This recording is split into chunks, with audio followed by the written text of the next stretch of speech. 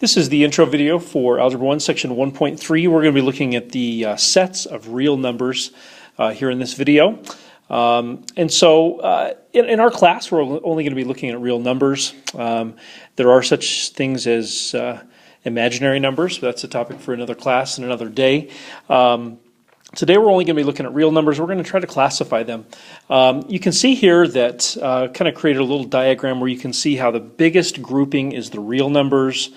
And then there's increasingly more specific groupings like the rational numbers is another pretty large group. The integers are within the rationals, the whole numbers are within the integers, and the naturals are within the wholes, and then all of those are within the rationals, and all of those are within the reals.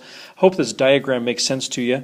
So we're going to go ahead and get started here with the rational numbers. We're going to try to define what the rational numbers are and give you some examples as well. So the rational numbers are fractions. Anything that can be written as a fraction, or you could also define a rational number as a repeating or terminating decimal. So terminating means that it stops. So some examples of rational numbers, of course, fractions, like 7, oops.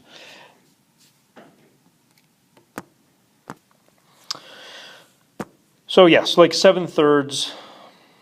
An example, obviously, of a fraction, 2/5, whatever. You guys are all familiar with fractions. And then a repeating or terminating decimal number. So if you had something like 0.4 repeating, right? So 4 just goes on forever. That is also rational. As well as a decimal that just stops, like 0.125.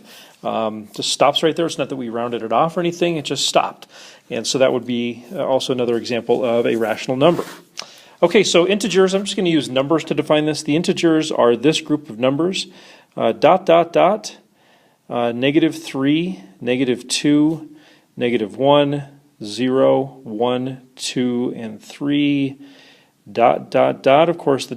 just means it keeps on going forever. This reminds me, the rational numbers also include negatives.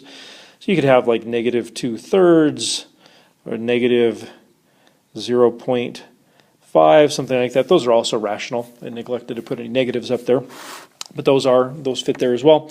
But anyways, the integers, specifically this, so you could think of the integers as all the negatives and all the positives and 0, no fractions or decimals though.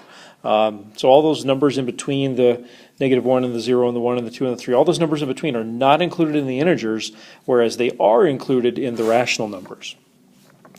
All right, whole numbers would be 0, let's try that again, 0, 1, 2, 3, ... So basically just like the integers, just no negatives. And then the natural numbers would be 1, 2, 3, ...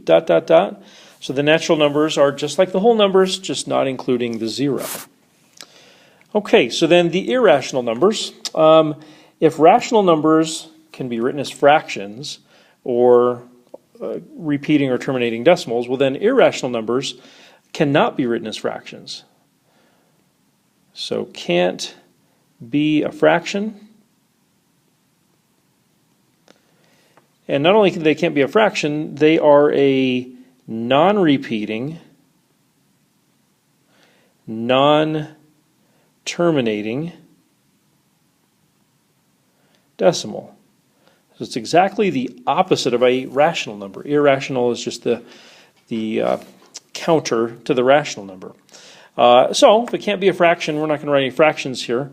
And it can't be a repeating or a terminating decimal, so non-repeating, non-terminating decimal number. I mean, gosh, what goes in here? Well, the classic example of an irrational number would be pi. We've all seen pi maybe in some pre-algebra class or an algebra class in the past. So pi is definitely an irrational number. Some other examples of irrational numbers, there are plenty of them. Any square root, hopefully maybe you've seen square roots before, any square root that doesn't have a perfect square in there is irrational. So square root of 7, negative square root of 11, square root of 20, whatever, something like that. those are all considered to be irrational numbers because they can't be written as a fraction and they are non-repeating, non-terminating decimal numbers. Okay, so suggest you familiarize yourself with this as best you can.